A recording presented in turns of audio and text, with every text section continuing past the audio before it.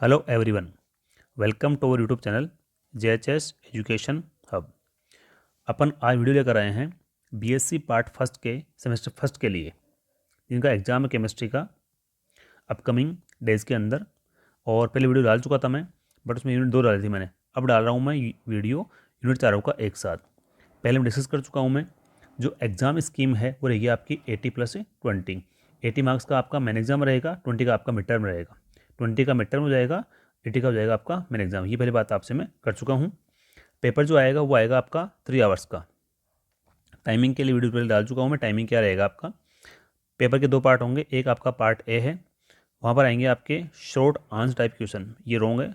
यहाँ पर आएंगे आपके शॉर्ट आंसर टाइप क्वेश्चन, जिनके आपको आंसर लिखने हैं 20 से 30 वर्ड्स के अंदर। दैट मीन्स 2 to 3 लाइन्स में आपको इनके आंसर करने होते हैं। और पार्ट बी जो है वो रहेगा आपका लॉन्ग आंसर या थ्योरेटिकल टाइप क्वेश्चन। यहाँ पर 8 क्वेश्चन आएंगे, उनमें से क्वेश्चन 4 अटैम्प्ट करने स्टूडेंट को। और ये ध्यान रखना है वहाँ पर कि अपने को 1 यूनिट से एक क्वेश्चन सेलेक्ट करके क्वेश्चन 4 अटैम्प्ट करने होंगे। ऐसा आप नहीं कर सकते क्वेश्चन 2 उठा लिया आपने 1 यूनिट से, ऐसा अटैम्प्ट नहीं कर सकते आप। पर बात करते हैं यूनिट फर्स्ट की। इसका नाम है फर्स्ट का आयनिक सॉलिड या आयनिक ठोस। अपन ये बात करेंगे इंपॉर्टेंट टॉपिक्स के बारे में जो एग्जाम के हिसाब से इंपॉर्टेंट है। वैसे टॉपिक सारे इंपॉर्टेंट है, बट कुछ टॉपिक ऐसे होते हैं जो एग्जाम में अक्सर आया करते हैं। यह टॉपिक नंबर 1 आपका आता है, वो आता है रेडियस रेशियो या त्रिज्या अनुपात। ये त्रिज्या अनुपात जो होता है ये होता है फॉर कोऑर्डिनेशन नंबर 2 के लिए, 3 के लिए, 4 के लिए, 5 के लिए और 6 के लिए। यहाँ पर जो मोस्ट इंपॉर्टेंट है वो आता है आपका 4 और 6 के लिए। यानी कि 4 और 6 कोऑर्डिनेशन नंबर के लिए आपसे पूछ सकता है शॉर्ट आंसर के अंदर इनका त्रिज्यानुपात क्या होता है, इनकी शेप क्या होती है। और लॉन्ग आंसर में आपसे यहाँ पूछ सकता है इनका डेरिवेशन या व्युत्पन्न आपसे समीकरण करा सकता है कि इनके समीकरण व्युत्पन्न कीजिए। तो ध्यान रखे चलें, ये टॉपिक यहाँ पर इंपॉर्टेंट है। और 4 और 6 सीएन के लिए ये क्वेश्चन यहाँ पर इंपॉर्टेंट एग्जाम में आ सकता है। अगला टॉपिक है आपका limitation of radius ratio rule, यानी कि इस त्रिज्यानुपात नियम की क्या सीमाएं हैं। ये भी आपके एग्जाम में शॉर्ट में आ सकता है। अगला इंपॉर्टेंट जो क्वेश्चन है वो है आपका बोर्न हेबर साइकिल या बोर्न हेबर चक्र। ये एग्जाम के हिसाब से इंपॉर्टेंट है और आपसे यहाँ पर पूछ सकता है आयनिक मॉलिक्यूल है, जैसे मान लो NaCl के लिए किस प्रकार से आप बोर्न हेबर साइकिल को ड्रॉ करते हो और इसकी इक्वेशन क्या होती हैं। ये एग्जाम में आपसे पूछ सकता है। एग्जाम के हिसाब से ये इंपॉर्टेंट क्वेश्चन होता है। टॉपिक नेक्स्ट है सोल्वेशन एनर्जी, विलायकन ऊर्जा या विलायकन की एंथैल्पी। और सोलबिलिटी ऑफ आयनिक सॉलिड, यानी कि आयनिक जो ठोस है उनकी विलेयता क्या होती है। यहाँ पर शॉर्ट क्वेश्चन आपका बन सकता है। नेक्स्ट इंपॉर्टेंट टॉपिक जो है वो आपका फायांस का नियम या फायांस का नियम, इसको हिंदी में बोलते हैं फायान का नियम, फायान का नियम। तो ये भी एग्जाम इंपॉर्टेंट है, ये एग्जाम में अक्सर आया करता है। नेक्स्ट है लेटिस डिफेक्ट, ये भी इंपॉर्टेंट है, ये एग्जाम में पूछ सकता है आपसे। इसके डिफेक्ट के 2 टाइप होते हैं।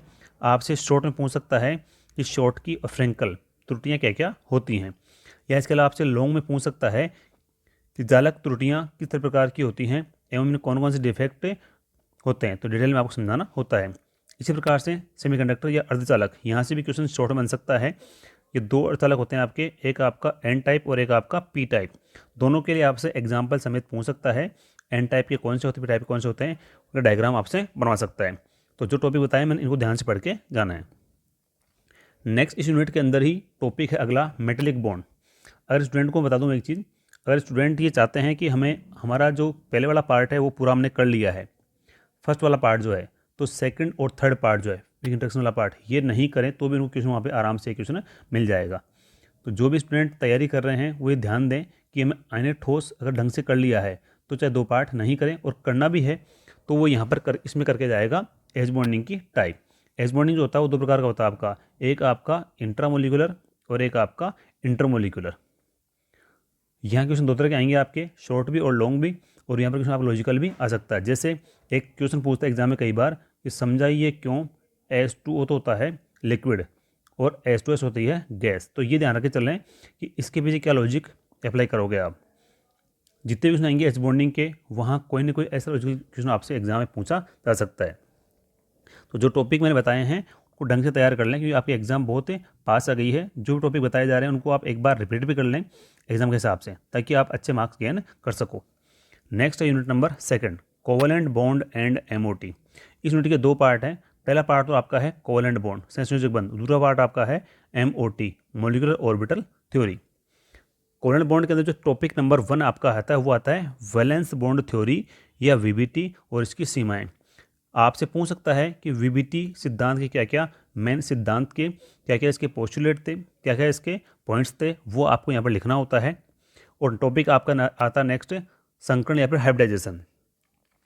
हाइब्रिडाइजेशन के जो टाइप होते हैं, जैसे कि एग्जांपल के तौर पे SP होता है, SP2 होता है, SP3 होता है, DSP2 होता है, SP3D होता है, या SP3D2 होता है, या SP3D3 होता है। आपसे यहाँ साफ साफ पूछ सकता है किसी भी संकरण का एग्जाम्पल लेके इसको समझाइए। सपोज वो आपसे बोल दिया कि वाटर का एग्जाम्पल लेते हुए SP3 संकरण को समझाइए, तो आपको इसको ढंग से एक्सप्लेन करना होता है कि वाटर में SP3 संकरण होता है, किस प्रकार से इसका विन्यास होता है, क्या इसकी शेप होती है, क्या बॉन्ड एंगल होता है, ये सब आपको वहाँ समझाना होता है। इस यूनिट में अगला टॉपिक आपका आता है जो इम्पोर्टेंट है नेक्स्ट, वो है valence shell electron pair repulsion theory, संयोजकता कोष इलेक्ट्रॉन युग्म प्रतिकर्षण सिद्धांत। शॉर्ट नाम बोलते हैं उसको VACPR थ्योरी। एग्जाम के हिसाब से इम्पोर्टेंट है और आपसे यहाँ पर क्वेश्चन कैसे पूछेगा, वेस्पर सिद्धांत के मुख्य पोस्टुलेट या सिद्धांत क्या थे, और वेस्पर सिद्धांत का उपयोग करते हुए किसी भी एक मॉलिक्यूल को, may be ammonia, hydronium ion, SF4, ClF3, H2- और H2, किसी भी एक मॉलिक्यूल को आपसे पूछ सकता है कि इसका एग्जाम्पल लेते हुए वेस्पर सिद्धांत को समझाइए। तो ये क्वेश्चन इंपॉर्टेंट है, इसको ध्यान से पढ़ के जाएंगे आप। कोवेलेंट बॉन्ड के बाद इसका अगला पार्ट आता है वो आता है आपका मॉलिक्यूलर ऑर्बिटल थ्योरी या आणविक कक्षक सिद्धांत। यहाँ पर आपसे शॉर्ट क्वेश्चन पूछ सकता है कि LCAO सिद्धांत का क्या मेन कॉन्सेप्ट था। पूरा नाम LCAO का है linear combination of atomic orbitals, परमाणु कक्षकों का रेखीय संयोग। किस प्रकार से ये MOT में एप्लीकेबल था और कैसे इसका यूज किया था MOT सिद्धांत को समझाने के लिए। यहाँ पर शॉर्ट क्वेश्चन आपसे पूछ सकता है, जब भी एटॉमिक ऑर्बिटल्स कंबाइंड होते हैं, एटॉमिक ऑर्बिटल कंबाइंड होते हैं तो बनाते हैं मॉलिक्यूलर ऑर्बिटल्स। इन ऑर्बिटल्स की जो टाइप होती है 3 प्रकार की हो सकती है। पहला BMO यानी कि बॉन्डिंग मॉलिक्यूलर ऑर्बिटल, दूसरा NBMO यानी कि नॉन बॉन्डिंग मॉलिक्यूलर ऑर्बिटल, तीसरा anti bonding that means anti bonding molecular orbital. इन तीनों का एनर्जी ऑर्डर क्या होता है, कैसे अरेंज होते हैं, ये आपसे शॉर्ट एग्जाम में पूछ सकता है। तो इनको भी आप ध्यान से पढ़ के जाएंगे और जब आप MOT बनाएंगे तो इन तीनों का जिक्र वहाँ पर आप बार बार से करेंगे। अगला जो टॉपिक इंपॉर्टेंट है वो आपका आता है कि MO डायग्राम या MO ट्रीटमेंट किस किस के लिए, होमो न्यूक्लियर के लिए और हेट्रो न्यूक्लियर के लिए। होमो मतलब होता है एक समान, जिनका नाभिक एक समान हो। एग्जाम्पल के तौर पे atomic orbital plus atomic orbital जब मिलके बनाते हैं मॉलिक्यूलर ऑर्बिटल, तो दोनों AO अगर सेम होते हैं तो क्या कहलाएगा, वो होमो न्यूक्लियर। फॉर एग्जाम्पल मैंने एग्जाम्पल ले लिया नाइट्रोजन एंड नाइट्रोजन, इससे बनता है आपका N2 मॉलिक्यूल। तो आप यहाँ देख पा रहे हो कि दोनों एटॉमिक ऑर्बिटल्स जो हैं दोनों सेम प्रकार के हैं, यहाँ भी N है यहाँ भी N है, क्या नाम पड़ेगा इसका, होमो न्यूक्लियर। ये दोनों एटम सेम होते हैं होमो, और दोनों एटम अलग अलग होते हैं तो हेट्रो कहलाता है वो। एग्जाम्पल के तौर पे हेट्रो के अंदर एक तो आपका कार्बन है, एक ऑक्सीजन, आपका दोनों एटम अलग अलग हो गए, एग्जाम्पल हो गया आपका हेट्रो न्यूक्लियर का। ऐसे यहाँ पर आपका एक नाइट्रोजन एक आप ऑक्सीजन है, दोनों एग्जाम्पल हो गए आप हेट्रो न्यूक्लियर के। तो जो MOT आएगी वो आपकी यहाँ पर चांस है हेट्रो में से एक की MOT आपसे पूछी जा सकती है, या तो CO की या फिर NO की। और यहीं से एक क्वेश्चन एग्जाम्पल और आपका इंपॉर्टेंट है, वो पूछ सकता है आपसे, समझाइए क्यों O2 का जो मॉलिक्यूल है, अणु है, वो पैरा मैग्नेटिक क्यों होता है, इसको आप MOT के द्वारा समझाइए। तो जो भी स्टूडेंट एग्जाम देने जा रहे हैं वो इसको ढंग से पढ़ के जाएंगे कि O2 का मॉलिक्यूल पैरा मैग्नेटिक या अनुचुंबकीय क्यों होता है। जो VBT का एक लिमिटेशन भी था, सीमा भी थी, उसको समझाया था MOT ने। और जब आप इसकी MOT बनाते हो O2 की, तो आप यहाँ देख पाते हो कि इसके अंदर 2 इलेक्ट्रॉन पाए जाते हैं अनपेयर्ड स्टेट के अंदर, इसलिए O2 क्या होता है, पैरामैग्नेटिक या फिर अनुचुंबकीय। तो जो भी स्टूडेंट एग्जाम देने जा रहे हैं वो O2 की MOT ढंग से पढ़ के जाएंगे, क्योंकि आपसे वहाँ पूछी जा सकती है। और अगला जो टॉपिक आपका आता है वो आता है VBT और MOT दोनों का आपस में कंपेरिजन या फिर तुलना। जब भी आप ये क्वेश्चन अटैम्प्ट करेंगे तो आप ऐसे बनाएंगे पूरी टेबल, और टेबल में पूरी में आप लिखते हो यहाँ पर एक तरफ तो VBT और एक तरफ लिखते हो आप यहाँ पर MOT, और जितने भी इसके टॉपिक होते हैं पूरे उन सबको आप यहाँ 1 2 3 पॉइंट डाल के पूरा समझाते हो क्या क्या इनमें डिफरेंसेज थे। इसलिए जो भी आप क्वेश्चन अटैम्प्ट करें वो विद एग्जाम्पल करें ताकि आपको ज़्यादा दिक्कत नहीं है मार्क्स से गेन करने में। टॉपिक अगला आता है मोटे के अंदर से बॉन्ड स्ट्रेंथ और बॉन्ड एनर्जी, बंध सामर्थ्य और बंध ऊर्जा। सपोज करो आपसे पूछ जा सकती है कि एक बॉन्ड तो आपका सी सिंगल बॉन्ड, एक डबल बॉन्ड, एक आपका ट्रिपल बॉन्ड, इन तीनों में से बॉन्ड स्ट्रेंथ की ज़्यादा किसकी होती है? तो साफ कह सकते हैं जिसका ज़्यादा बॉन्ड ऑर्डर होता है उसकी बॉन्ड स्ट्रेंथ या बॉन्ड एनर्जी ज़्यादा रहेगी। तो अपन ये कह सकते हैं ट्रिपल बॉन्ड का बॉन्ड एनर्जी ज़्यादा, डबल का उससे कम, सिंगल उससे कम। इस प्रकार के एग्जाम्पल आपसे वहाँ पूछे जा सकते हैं कि कौन से बॉन्ड की स्ट्रेंथ कितनी रहती है।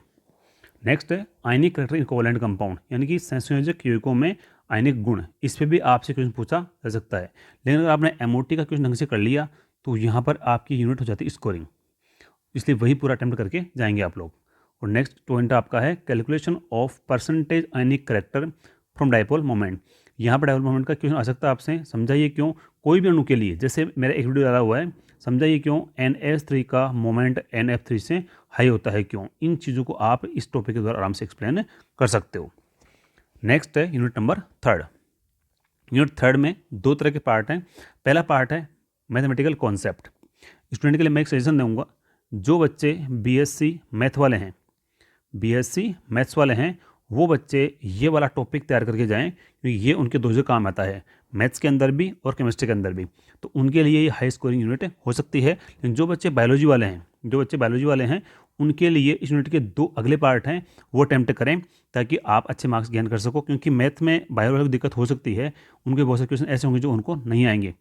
तो मैथ के जो बच्चे हैं वो अपने हिसाब से इसको अटैम्प्ट करें, उनका क्वेश्चन अच्छा रहेंगे। और यहाँ क्वेश्चन आते हैं बिल्कुल एकदम फिक्स क्वेश्चन आते हैं। एक तो यहाँ पर लॉग का आ जाएगा, एक आ जाएगा फॉर इंटीग्रेशन और डिफरेंशिएशन, एक यहाँ से आ जाएगा आपका, एक आ जाएगा आपका मैक्सिमा और मिनिमा का। ऐसे आराम से इसको अटैम्प्ट कर सकते हो आप। एक यहाँ फिक्स है प्रोबेबिलिटी और परम्यूटेशन का, ये भी आपका क्वेश्चन यहाँ पर फिक्स है। और एक है मैट्रिक्स का और डिटर्मिनेंट का, इसलिए आराम से अटैम्प्ट कर सकते हो आप। लेकिन जो बच्चे बायोलॉजी वाले हैं उनके लिए मैथ में अटैम्प्ट करना थोड़ा सा उनके लिए हार्ड हो जाएगा। जो बच्चे बायो वाले हैं वो अटैम्प्ट करेंगे लिक्विड स्टेट वाला क्वेश्चन ताकि उनको अच्छे नंबर मिल सकें। टॉपिक नंबर 1 आता है इंटरमोलिकुलर फोर्सेज, यानी कि 2 अणुओं के बीच में कौन कौन से फोर्स काम करते हैं। वो आपका एन डाइपोल है, डाइपोल डाइपोल है, डाइपोल इंड्यूस डाइपोल है। इस प्रकार से सारे एग्जाम्पल किताब में दिए हुए हैं, वहाँ से अटैम्प्ट करके इसको आराम से सॉल्व कर सकते हो आप। अगला जो टॉपिक इंपॉर्टेंट इसके अंदर है वो है structural differences between solid liquid and gas, यानी कि ठोस द्रव और गैस में कौन कौन से डिफरेंसेज अंतर पाए जाते हैं। ये आपको जब अटेम्प्ट करना होता है इसके लिए भी आप वापस एक पूरा चार्ट बनाएंगे इस प्रकार का। यहाँ लिखोगे आप लोग एक तरफ तो सॉलिड लिक्विड और यहाँ पर आपका गैस, और यहाँ लिखोगे आप इसकी प्रॉपर्टीज़। यहाँ देगा आप सीरियल नंबर में प्रॉपर्टीज़, पहला पॉइंट लिखा, दूसरा लिखा। इस तरह से आप तीनों के अलग अलग अंतर लिख के इसको आराम से टेबल बना के आएंगे ताकि आप अच्छे मार्क्स आपको गेन हो सकें। नेक्स्ट जो इसमें टॉपिक इंपॉर्टेंट है वो है लिक्विड क्रिस्टल, जो एग्जाम में लगभग आता है। डिफरेंस बिटवीन लिक्विड क्रिस्टल, जो लिक्विड क्रिस्टल है वो आपका यहाँ पर 2 प्रकार का होता है। एक तो होता है आपका नेमेटिक और एक होता है आपका स्मैक्टिक। दोनों को आप ढंग से पढ़ के जाएंगे और इनके बारे में पूछता है तो उसको आप पूरा चार्ट बना के विद एग्जाम्पल लिख के आओगे ताकि अच्छे मार्क्स आपको गेन हो सकें। इसी यूनिट का अगला पार्ट है वो है सॉलिड स्टेट या ठोस अवस्था। यहाँ पर जो क्वेश्चन इंपॉर्टेंट है वो आपका आता है पहला कि स्पेस लैटिस, यानी कि आपका जालक क्या होता है। ये क्वेश्चन आपका शॉर्ट में आ सकता है। दूसरा है इकाई कोशिका। इकाई कोशिका को आप बता के आएंगे विद एग्जाम्पल डायग्राम बना के, इसको बोलते हैं यूनिट सेल इकाई कोशिका। नेक्स्ट जो इंपॉर्टेंट इसमें है वो आता है आपके लॉ ऑफ क्रिस्टलोग्राफी। क्रिस्टलोग्राफी के कौन कौन से नियम होते हैं। एग्जाम में ध्यान देके चलेंगे आप लोग। इन तीनों में से कोई भी एक रूल आपसे वो पूछ सकता है बाय नेम, और अगर आपको क्वेश्चन ये बोलता है वो तो फिर आपको तीनों नियम समझाने होते हैं। पहला है law of constituency of interfacial angle, यानी कि अंतराफलक कोण स्थिरता का नियम। यह नियम कहता है कि चाहे से आपका रिंग 3 मेंबर्ड हो, चाहे से आपका 4 मेंबर्ड हो, चाहे से 5 मेंबर्ड हो, इन सब रिंग के लिए आप अलग कैसे एक्सप्लेन करेंगे वो आपको यह एग्जाम्पल देना होता है। दूसरा है law of rationality of indices. तीसरा आपका है law of symmetry element and crystal. आपसे पूछ सकता है अबाउट सिमेट्री एलिमेंट के बारे में, कौन कौन से प्रकार के होते हैं। वो आपका POS प्लेन ऑफ सिमेट्री, वो आपका COS सेंटर ऑफ सिमेट्री, या फिर आपका वो AOS यानी कि एक्स ऑफ सिमेट्री। जो भी आप पूछी जाए उनको यहाँ पर आप विद एग्जाम्पल एक्सप्लेन करके आते हो। अगर किसी स्टूडेंट को प्रॉब्लम है तो इनको समझने में, तो अपने कमेंट बॉक्स से मैं अपना रिप्लाई डाल के मुझे पूछ सकता है कि इनको हम शॉर्ट में कैसे समझाएंगे। नेक्स्ट है basic concept of x-ray diffraction by crystal derivation of Bragg's method, यानी आपसे यह पूछ सकता है कि ब्रेग की विधि किस प्रकार से उपयोगी है क्रिस्टल संरचना निकालने के लिए। और एग्जाम पूछ सकता है आपसे, ये क्वेश्चन एग्जाम में इंपॉर्टेंट है, ब्रेग समीकरण को व्युत्पत्त कीजिए या डिराइव कीजिए। तो ब्रेग वाला क्वेश्चन इंपॉर्टेंट है, इसको आप ढंग से करके जाएंगे। और नेक्स्ट कोई भी एक मेथड क्रिस्टल संरचना निकालने के लिए, या तो उसमें लय की मेथड या उसमें पाउडर मेथड, कोई सी भी एक मेथड आपसे यहाँ पूछी जा सकती है। इसके अलावा डिफेक्ट इन सॉलिड, ये पहले बता चुका आपको मैं, ये पहले भी आपको आ चुका है। डिफेक्ट सॉलिड में कौन से डिफेक्ट यहाँ पर पाए जा सकते हैं, उसको आप ढंग से करके जाएंगे। और दोनों में से कोई भी एक मेथड आपकी, या तो पाउडर मेथड या फिर लॉय मेथड आपकी यहाँ पर एग्जाम में आ सकती है। नेक्स्ट है यूनिट नंबर 4 का जो टॉपिक फर्स्ट है वो आपका आता है गैसियस स्टेट, गैसीय अवस्था।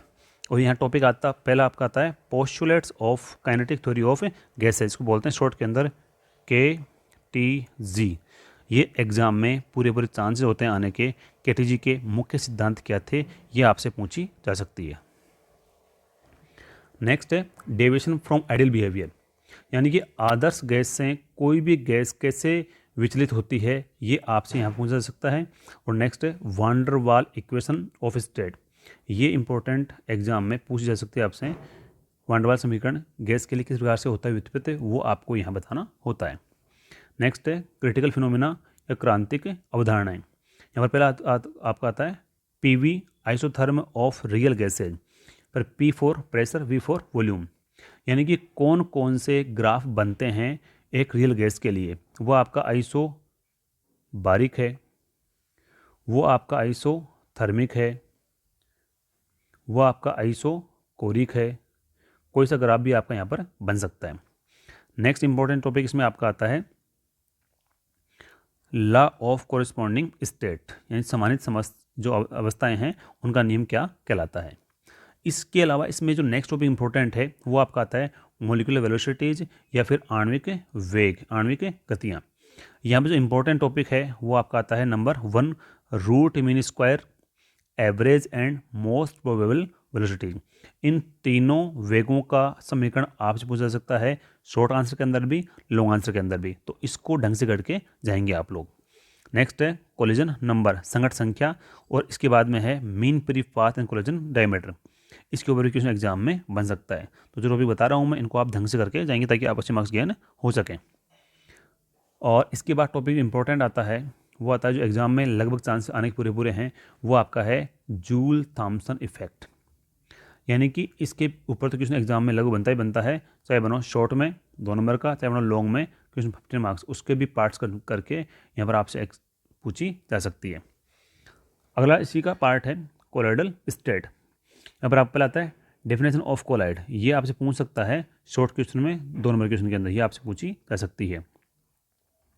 और नेक्स्ट ये जो पार्ट है ये आपका एग्जाम में इम्पोर्टेंट है, classification of colloid solid in liquid, यानी उसको सोल बोलता हूँ मैं, उनकी properties, kinetic properties, optical properties, electrical properties.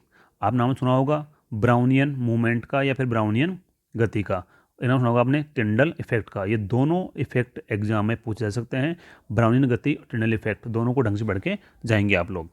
और नेक्स्ट इंपॉर्टेंट है जो एग्जाम में पूछा जा सकता है आपसे, वो है आपका हार्डी सुलजे का नियम, क्या कहता है ये। अगला टॉपिक इंपॉर्टेंट है वो आपका गोल्ड नंबर या स्वर्ण संख्या, ये दोनों भी एग्जाम में मोस्ट प्रोबेबली पूछे जाते हैं। टॉपिक आपके नेक्स्ट दोनों भी हैं, बट अगर आप चाहें कि ऊपर हमने 2 पार्ट पूरे कर लिए हैं, तो यदि आप नहीं भी करते हो तो भी आपको क्योंकि आराम से ऊपर मिल जाएगा, क्योंकि अटेम्प्ट आपको एक ही करना होता है। और आप पढ़ते हैं तो आप पढ़ सकते हो preparation and properties of the gel, ये पढ़ सकते हो आप। और यहाँ पढ़ सकते हो types of emulsion and types of emulsifier. Emulsifier पूछे जा सकते हैं आपसे कितने प्रकार के होते हैं, कौन से होते हैं। फिर भी स्टूडेंट को मैंने एक पूरा वीडियो दे दिया है और उनको लगता है कि कोई टॉपिक ऐसा है जो हमें समझ में नहीं आया है या इसके बारे में क्या विचार है, तो वो अपना रिप्लाई जो भी कमेंट बॉक्स में डाल के मुझे एक बार पूछ सकता है। और एग्ज़ाम के हिसाब से कौन कौन से टॉपिक इंपॉर्टेंट होते हैं मैंने पूरा आपको एक बार बता दिया है। फिर जो लगता है कि हमें एग्जाम के दौरान क्या क्या चीज़ ध्यान रखनी होती है, तो उन सब के लिए एक सजेशन है। एक टॉपिक डाला हुआ है, एक वीडियो डाला हुआ है अपने चैनल के ऊपर, इसका नाम है 13 इम्पॉर्टेंट पॉइंट्स ऑफ एग्ज़ाम। उस वीडियो को आप देख के जाएंगे तो आपसे गलतियाँ होने के चांसेज कम होते हैं। तो उस वीडियो का लिंक से डाल दूंगा मैं, और लिंक नहीं डालता हूँ तो भी आप उस लिंक को ओपन करके चैनल से, मैं नाम बता दिया आपको, 13 important points for the exam, उस ढंग से देख के जाएंगे आप लोग, ताकि आपसे गलतियाँ कम हो और आपकी हाई स्कोरिंग हो सकता है।